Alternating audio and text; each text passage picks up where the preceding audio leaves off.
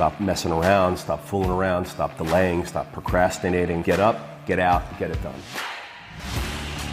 Everything is possible, nothing is a problem, and anything can be overcome. I just get my ass up out of bed, I get my shit together, and I get out and I start the fight. And that will transform you from a mere mortal into a superhuman being. I've never, ever, ever met anybody who told me that they got rich watching their IRA or their 401k.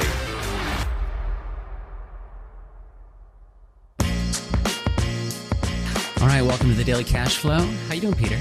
George, we're daily cash flowing remotely today. I know, yeah, we're really embracing the 2022 of it all. I'm all for it, man.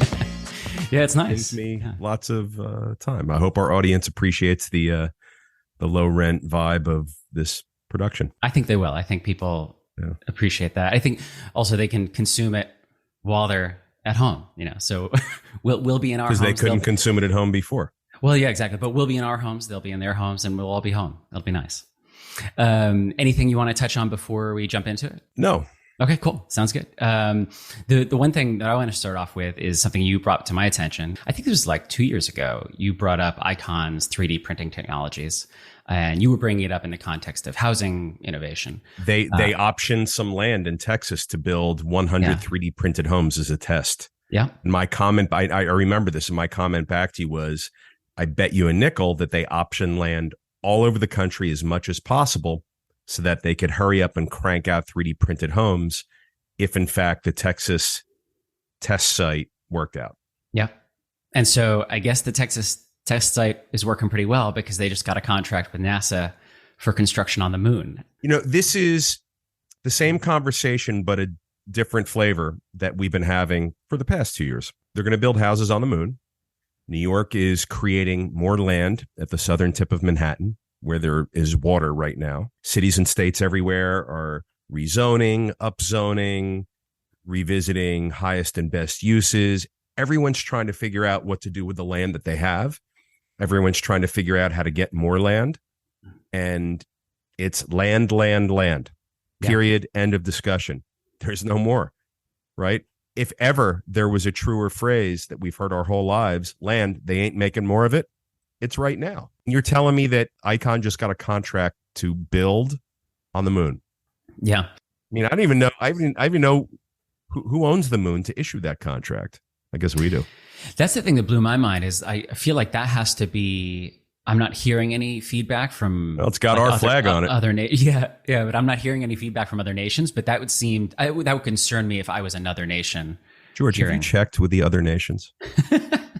I have not personally, no. Okay, all right. No, I'm not close enough with them. But wild. So look, whatever. I mean, I think we own the moon because it's our flag that's there, and I guess that means it's our government's right to issue contracts to Icon Development for I don't know. What are they going to develop? Housing? I think, maybe eventually, but I think it's kind of like the satellite where there's certain like laboratory tests that only they can do in that setting. And so sounds to me like someone wants to get money flowing to Icon, and this was already set up like some sort of space exploration, construction, whatever was from like a previous bill. It was already set up. I think it's very cool. And I think it is the same conversation as adding more land to the southern tip of Manhattan and building in Saudi Arabia, building the mile. I think it's all the same discussion.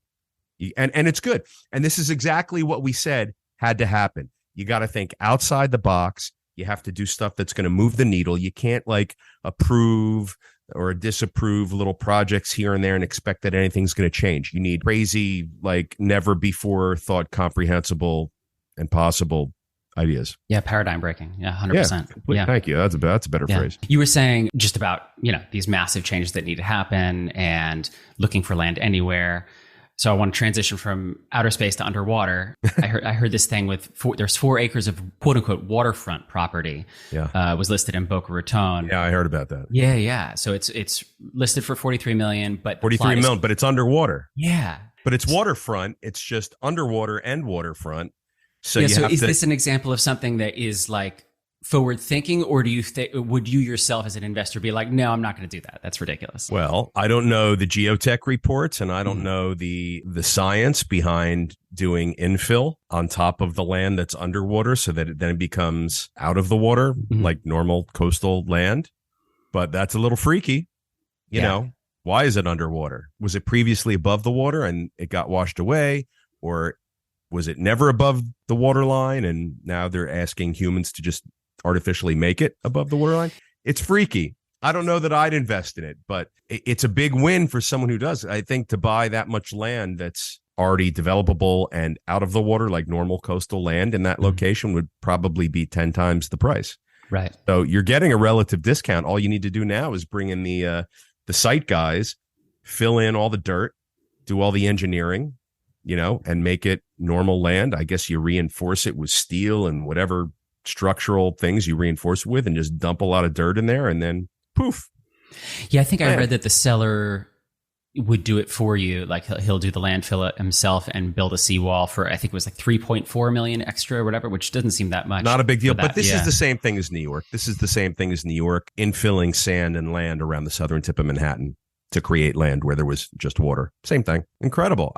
Not what I do. And God bless the man or woman who can do that and put their money where their mouth is and actually get that deal done, because that's a hairy deal and a risky deal. Yeah. Not for everybody. It wouldn't be for me. Yeah, just wondering, you know, last week you were saying, you know, any opportunity. So I just wanted to check on what that means. Oh, you know, any opportunity. Sure. I mean, I just from the comfort of my home office here, I can say, yeah, it's not for me. But if you plot me down there, maybe I'll figure it out and I'll see something. I'll be like, okay, let's do it. Yeah. But generally, I would say I'm not the kind of guy that would buy land that's underwater and expect to look someone in the eye and be like, this is a good deal. We got to build here. Yeah, no, totally. Because 99 out of 100 partners and investors and banks and insurance companies are going to be like, yeah, no, that would be my expectation. Yeah, I wanted to ask you about kind of keeping in the theme of kind of industries that are, some people are on fire about, some people aren't sure about. Leases for new grocery stores skyrocketed by like 200% last year compared to 2019.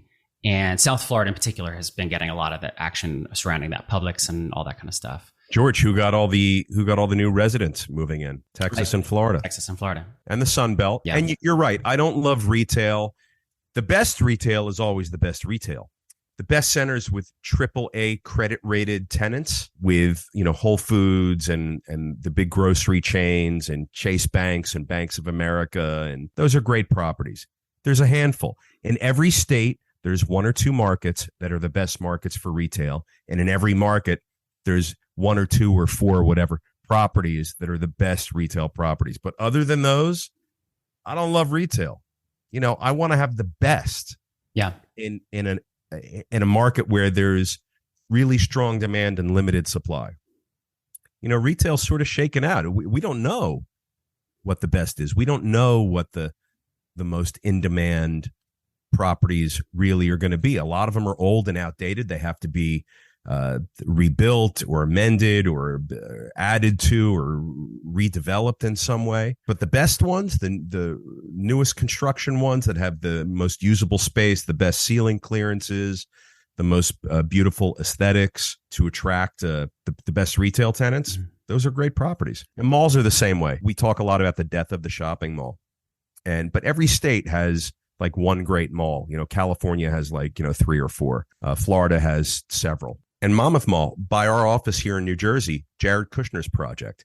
It's a dead mall, but it's all going to get repurposed and redeveloped into a multi-living, multi-use, high amenity property. It's going to be awesome. But malls are dead, except for the great one. You know, in New Jersey, speaking of New Jersey, we have Short Hills Mall. Incredible mall. That mall is always going to be the premier mall in New Jersey. Gets the best tenants, gets the most traffic, the highest price point, average ticket spend per visitor, all those metrics. Short Hills Mall. All day long. Always has been. Every other mall in New Jersey, see you later. Yeah, I think the interesting thing about groceries is, on one hand, you think that, you know, it's fundamental food. Everyone needs to eat. So it seems like that should be a pretty strong metric. However, within the last 2 years, Instacart and Amazon Fresh and like all these kind of warehouse to deliver systems, it makes you wonder, like, well, at some point, will these grocery stores just have to transition into warehouses that keep the food, and then that real estate will be in different ownership or a different situation? Yeah. So you're referring to, I think, what a lot of people have been thinking for a while, which is when Amazon bought Whole Foods. Is really that's what's being set up there. Is Amazon's going to put the food in the Whole Foods stores, and they're going to use their premier and proprietary delivery and online sales systems to handle transactions. You can go to the store and pick it up. You can Instacart it for delivery. You can whatever. But I think all the other grocery retailers are now figuring out ways to do that too. But they need bigger footprints for distribution, and they're going to have their own online presence, perhaps. Yeah, I think it's all going in that direction. Yeah, so it'll be interesting to see if this expansion that's happening right now is something that's for the future, or if it's just kind of a short-term boom. Americans took out $66 billion in home equity lines of credit, or HELOCs, in the second quarter. It was a 40% increase from a year ago. Again, I'm going to play the rookie card here. What is a HELOC? And what do we need to understand about it? You already said what it was, home equity line of credit. But give me the date again through the second quarter. Yes, through the second quarter, there was a 40% increase from Make a calendar note and come back to me in a few months and tell me what it was for Q3 and Q4 of this year. Because it's going to be a lot less, probably, 70 to 85% less than what it was in the first two quarters. Because the second two quarters is when all the interest rate hikes started happening. Right. Money was still cheap through the end of Q2. Not in Q3, not now. So the HELOCs are home equity lines of credit.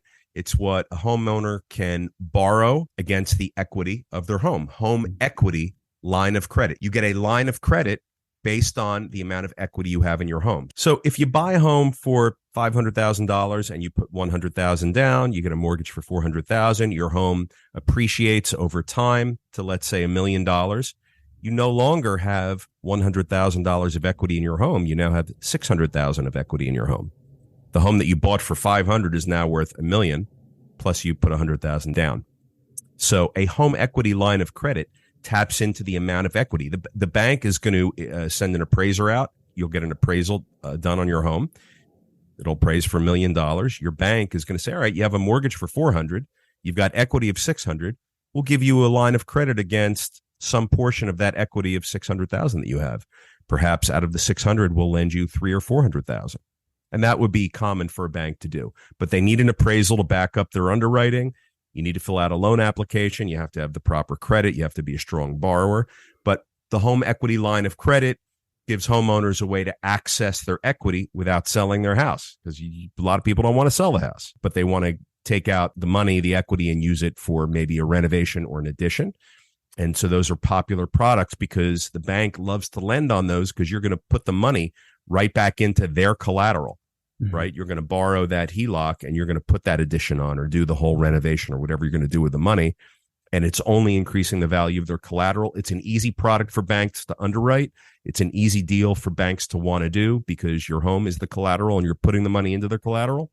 So all day long, HELOCs, but beware, they're typically floating rates because it's a secondary position behind the first mortgage. So there you go. According to CoStar, there were more than 3,200 apartments added to Nashville this quarter, which they say are we really quoting CoStar? Yeah, I mean, they're I think a controversial source of data, but that's true. Sorry, yeah. I digress. Okay. Go ahead. It's According to CoStar, what happened? Yeah, so the 3,200 apartments were added to Nashville this quarter. They're claiming that it's a record. I don't know if that's true. Well, every city has record new housing starts right now. Okay. So, not just Nashville. Yeah. And they said most of the construction is happening in places where parking mandates were lifted. Yeah. Do you see a correlation between parking mandates and construction Of course. areas where you're invested? Yeah. George, all of the zoning, all of the restrictive laws that are on the books in all these cities everywhere are decades and decades old. Parking density is being revisited. There was all these parking mandates, like you can only build so much because you need all this land for parking. Well, the parking behavior of consumers is changing. Electric cars, walkable communities, a lot of bike and ride share communities. Parking density is not the same discussion that it was even 10 years ago, 20, 30 years ago, 40 years ago, when these laws were written. Yeah, Nashville, among a whole host of other places, looked at their parking mandates and pulled them back. They made them less restrictive. We talk all the time about unrestricting the very tight, highly regulated zoning rules that we have everywhere to allow for development. Nashville said, we don't need all the parking. Let's reduce it. We still need parking, but instead of 4 spaces per 1,000 square feet, we'll take 2 spaces per 1,000, or whatever it is that they said. Yeah. But yeah, that's how properties get upzoned. That's how zoning laws get changed. That's what incentivizes development and people to come in and build and take risk. I want to ask you about the 99% rule. Last May, we put out a video where you talked about the 1% and the 99%. And I remember. You were quick to say that you weren't talking about wealth in that situation. You're talking Correct. about the mindset and the tendency to conform. Yep. You said, I'm going to quote you here. It says, if you think like 99% of other people in this world, then you are 99% more likely to receive the income of the 99%. But if you think like the 1%, you are 99% more likely to receive the income of the 1%. Do you still stand by that sentiment? More than ever. More than ever. Income is completely correlated to mindset. Everything's a choice. Your career path, your trajectory to earn, it's all a choice. In our country, United States, the leading country, first world country, like if you live in a developed it doesn't have to be in the United States, but if you live in a first world country anywhere and you're not achieving the success that you want, then you got to really look at yourself, because the opportunity's there every day. All you have to do is choose. All you have to do is choose. It's that simple. The mindset, the limiting beliefs, and the crazy messaging and the mishigas and the mess that we all get from the world and from media and from parents and from teachers and haters and friends and everybody in our lives says, oh, can't do that and get a job and be a rat on a wheel and all that stuff. You don't have to do that. You can do whatever you want in this country and a lot of other places. It's a choice. Look, if you live in a lot of places on the planet, it's not so much of a choice. Right. You're probably going to be broke and unsuccessful and unhappy and unhealthy and a lot of other uns, right? But here, you can choose. You can really choose. Yeah, in keeping in line with that idea of thinking like an individual, what's something that you believe that other people think is crazy? Or on the other hand, like what is something that other people believe that you think is crazy? I think people look at me and think I'm crazy for the amount that I work. I work hard. I play hard. I mean, someone said to me last week, and a friend who knows me said, man, just make sure you don't work so hard that you burn out or that you, whatever else. And I don't. I mean, I work hard. No one outworks me, but I play hard too. But I think people think I'm crazy for how strong and fast I go. And I think that they're crazy for not matching. I think that people that don't work as hard as me are crazy. Yeah, I do. Because I think that's what it takes to live in this world. I don't think this world is built for lazy, complacent, whatever, flap in the breeze type of people. I don't. I think it eats you up. And then the mental health issues come in and the depression comes in and then everyone's upset and pissed off and they're angry with the system and, screw the man, screw the world, screw the government. All that stuff starts to happen. Doesn't need to. Yeah. And I think you also get a lot of joy out of your work. Like I think people think when people talk about like, oh, that's crazy, he works so much. I think a lot of people are thinking like, oh, like it's such a grind to work, as opposed to that's something you actually enjoy doing. Listen, man, I love what I do.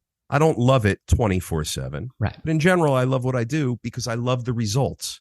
I don't often love going to the gym, but I like the results. I don't often love reading, hundreds and thousands of pages of documents and whatever else I have to do for my job, but I do it because I like the result. At the end of all that, there's a result that I get that I like. And that's why you should do anything is for the benefit and the result. I get it done. Yeah. Sometimes I enjoy it. A lot of times I don't. Doesn't matter. But I like the result. I like the end benefit and the end result. There's a light at the end of the tunnel. There's a goal line I'm trying to cross. That's what I'm gunning for. And I hit that goal line. And that's what I really enjoy.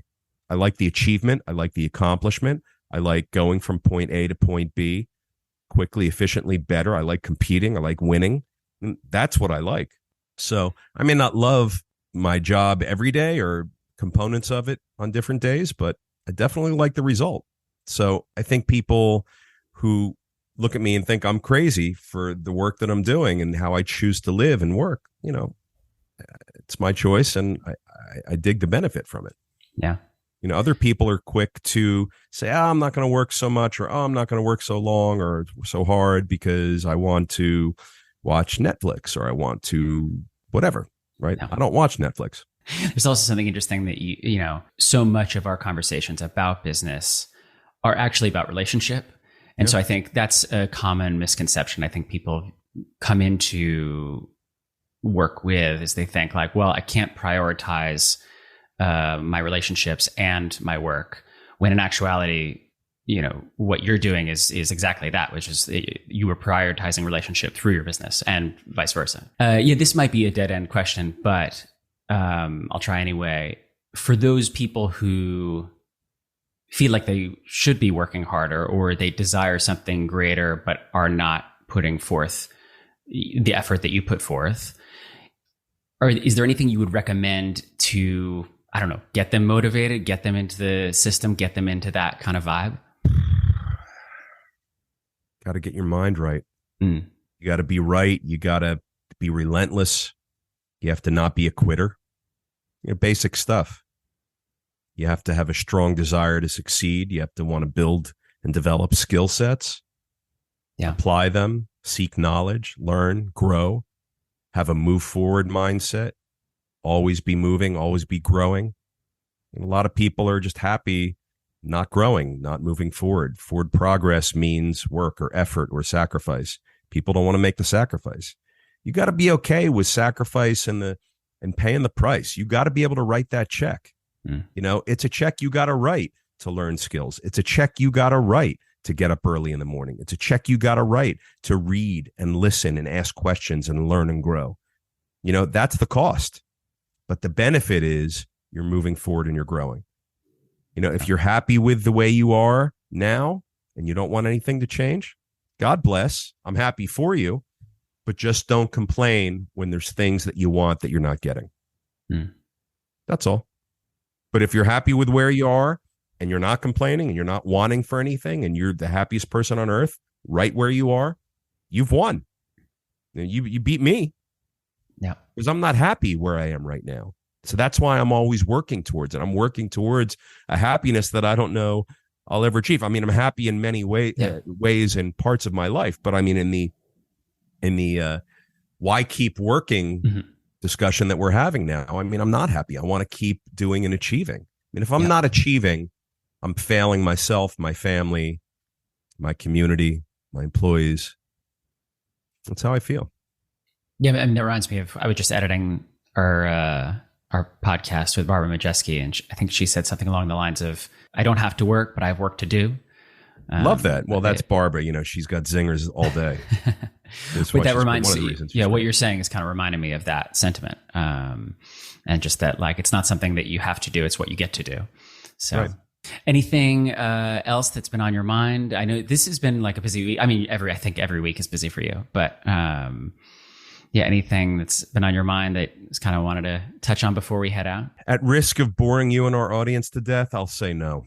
All right, that's fine. I think I'm good and satisfied. This was a nice new environment for us to do this. Thank you. Yeah. Thanks to everybody who's watching for putting up with me in my home office today. Sorry, I'm not in my fancy studio with George. But look how good George looks, everybody. George, you look fantastic. Did you get a haircut? I did. Yeah, I got amazing. What the hell? Look at that. God bless. It was time. Yeah, I got a haircut too. Do you do that yourself? I have a team of people that come in every day, twice a day. And they sit me down. I get a foot massage. I get a back massage. And 2 people tend to. I wish that was true, because I would really love to film that process and have that be part of our Instagram. Cool. All right. Well, thanks you so much, Peter. I appreciate it. And I'll see you next time. Take care.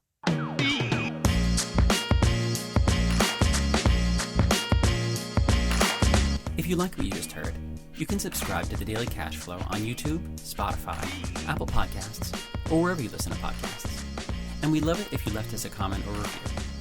You can follow us on TikTok and Twitter at Siegel Cap, and on Instagram at Siegel.cap. As always, if you're an accredited investor, go to SiegelCapital.com and take our survey to see if you qualify to take part in one of our apartment building deals. That's SIEGEL Capital.com.